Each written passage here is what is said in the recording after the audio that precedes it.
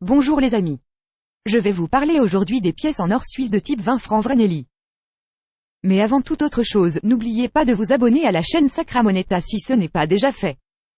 Vous recevrez ainsi gratuitement des actualités sur les monnaies de collection. Vous pouvez aussi cliquer sur le pouce j'aime sous la vidéo. Les pièces d'or de 20 francs suisses de type Vranelli sont une excellente alternative aux pièces d'or d'investissement françaises de type Napoléon.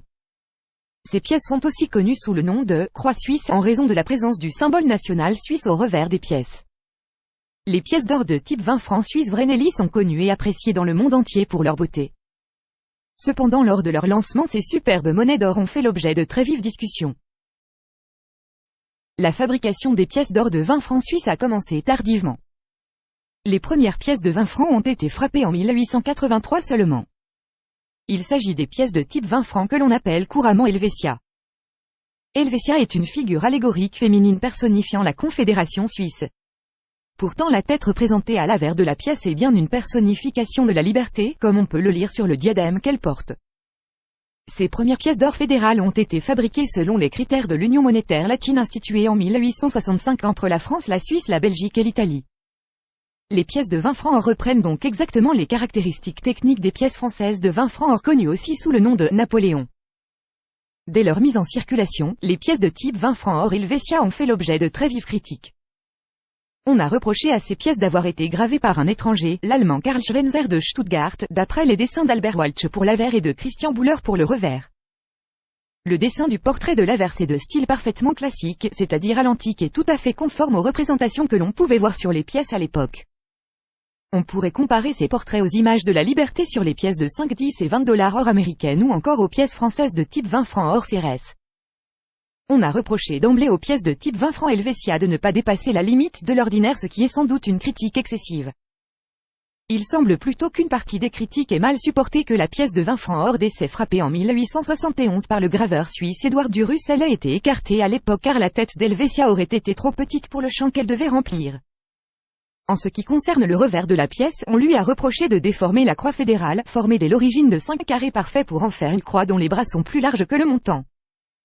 Mais les détracteurs de cette première pièce de 20 francs or suisse ont surtout très mal supporté qu'un homme seul, M. Hammer, qui était alors chef du département des finances, ne choisisse le graveur et le dessin de la pièce. Ces critiques ont été entendues quand il s'est agi de créer une nouvelle pièce de 20 francs or. C'est à l'issue d'un concours que le graveur de la pièce qui devait succéder à Helvetia a été désigné. Il s'agissait cette fois-ci d'un Suisse authentique, Fritz Ulysse Landry. Mais le choix du type définitif n'a pas été sans mal. C'est en 1895 que le concours pour trouver un nouveau dessin aux pièces de 20 francs or a été lancé.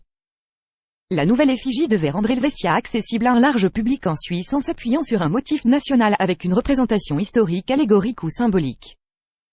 Il fallait donc trouver une représentation qui ne soit pas interchangeable avec d'autres allégories mais qui présente des caractéristiques spécifiquement suisses. Aucun des projets proposés ne reçut le premier prix. Fritz Landry n'obtint que le second prix du jury. Les membres du jury trouvèrent que sa personnification d'Helvetia était trop jeune, trop personnalisée et trop rêveuse. Landry devait revoir sa copie pour lui donner un aspect plus maternel. Fritz Landry fit une nouvelle proposition à l'automne 1895. Sur cette deuxième proposition, Helvetia n'avait plus les cheveux au vent. Ils étaient apprivoisés, si l'on peut dire, avec une tresse nouée au-dessus de la tête. Mais cette nouvelle proposition fut encore une fois discutée. La figure d'Helvetia était jugée trop pastorale. Mais le célèbre numismate Timoffe Blömer affirma que le projet sortait des sentiers battus et de la banalité en rompant avec les figures à l'antique qui avaient été représentées sur de nombreuses monnaies par le passé. C'est ainsi que les premiers essais furent exécutés et envoyés au jury, qui s'empressa de rejeter la pièce à cause d'une mèche folle qui flottait au vent et donnait à la personnification de la Suisse l'aspect d'une jeune fille frivole. Cette mèche rebelle fut promptement supprimée. Les premières pièces furent frappées et mises en circulation. La controverse se poursuivit dans le public. Une partie du public pensait que l'on ne pouvait pas représenter une nation digne telle que la Suisse avec une femme si jeune.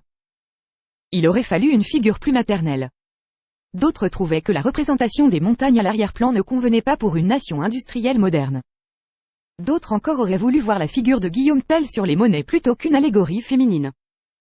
Il semble que la longévité de la pièce de 20 francs or suisse Vranelli, qui a été fabriquée jusqu'en 1948, a donné raison à l'audace stylistique. La pièce fait partie aujourd'hui encore des pièces d'or d'investissement les plus appréciées dans le monde. Pour conclure, il faut expliquer pourquoi cette pièce porte le nom de Vranelli. Cette désignation a été donnée aux pièces de Fritz Landry pour la première fois en 1943. Vreneli est un diminutif du prénom féminin Verena, qui reste populaire aujourd'hui encore en Suisse. Cette présentation des pièces d'or suisses de 20 francs Vreneli est terminée. Si cette vidéo vous a intéressé, n'oubliez pas de cliquer sur le pouce j'aime sous la vidéo. Pour en savoir plus, cliquez sur les liens sous la vidéo. Merci pour votre attention et à bientôt.